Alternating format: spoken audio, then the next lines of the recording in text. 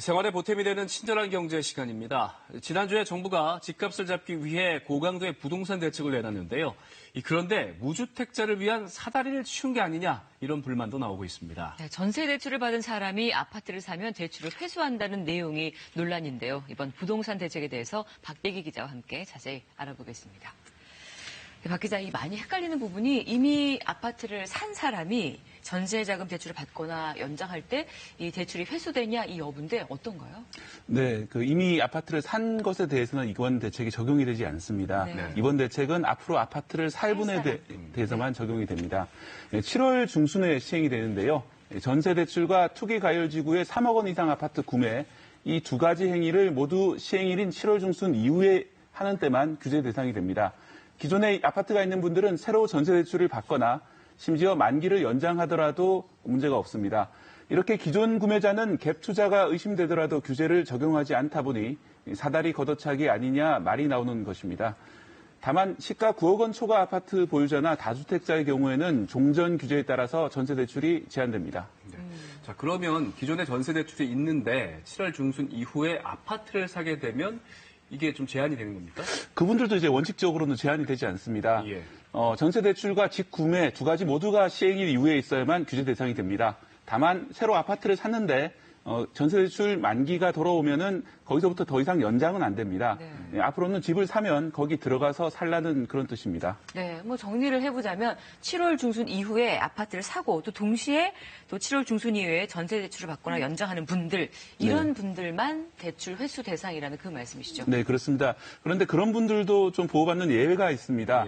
예. 전세 대출 이용 중에 아파트를 샀는데 새로 산 아파트에 임차인이 살고 있다면 바로 입주하기가 어렵죠. 그렇죠. 이때는 그 임대차가 끝날 때까지는 전세자금 회수를 안 합니다.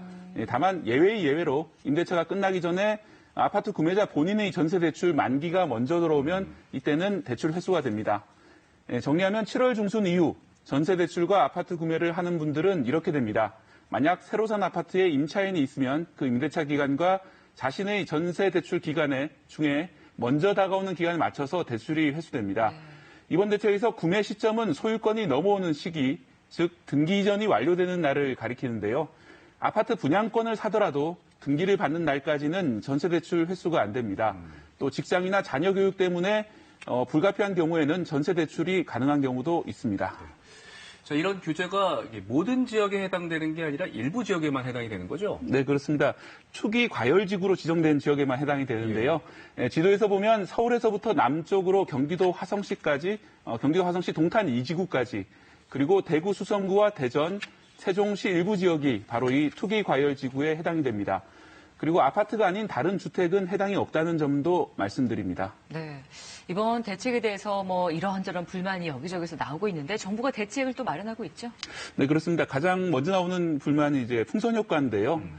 서울에서 가까운 지역 가운데 김포 한강 신도시와 파주 운정 신도시 등이 이번 규제에서 빠져 있습니다. 이 때문에 가격이 그 지역만 오른다는 걱정도 있는데 정부도 실제로 가격이 오르면 바로 규제하겠다고 밝혔습니다. 그리고 엉뚱하게도 실미도가 조정지역에 포함이 되어 있습니다. 네. 그래서 인터넷에서는 우리가 왜 조정지역입니까 하는 영화 패러디 합성 사진까지 나왔는데요. 네. 실미도는 무인도라서 주택 규제에는 적용이 안 됩니다. 일일이 무인도를 다 빼고 발표할 수는 없다는 게 정부 해명입니다. 하지만 규제지역 지정에 울고 웃는 세태가 반영된 반응이겠죠. 네. 자, 이번 규제 중에 이제 재건축 분양권을 받으려면 2년간 실제로 살아야 된다. 이런 규제도 좀 불만이 많던데요. 네, 그 규제 같은 경우에 특히 임대사업자들 사이에 불만이 많습니다. 예. 임대사업자로 등록하면 8년간 의무적으로 임대를 해야 되는데요. 이분들 같은 경우에는 2년간 살려고 해도 살기 어렵기 때문에 문제가 좀 있습니다. 그래서 정부도 이분들 구제하는 방안을 검토하고 있는 중입니다. 네. 이번 대책으로 집값 잡힐까요? 일단 그 재건축 아파트 같은 경우는 2년 의무 규제가 있기 때문에 좀 내릴 수 있다 이런 분석이 나오고 있습니다. 하지만 이번이 벌써 21번째 대책인데요. 이번 정부 들어서요. 매번 강한 대책이 나오지만 그걸 피하는 방법도 진화하고 있습니다. 특히 이번 대책은 전세 대출을 이용한 신규 갭 투자는 막았지만 현금 부자들이 자기 돈으로 하는 갭 투자는 막지 않았습니다. 이 코로나19 때문에 사상 최저금리에 많은 돈이 시중에 풀리고 있는데요. 이 규제도 필요하지만 무주택자가 원하는 새 아파트를 충분히 공급하는 방안도 필요해 보입니다. 네. 자, 이번 6.17 부동산 대책 자세한 내용 좀 살펴봤습니다. 잘 봤습니다. 맞습니다. 그렇습니다.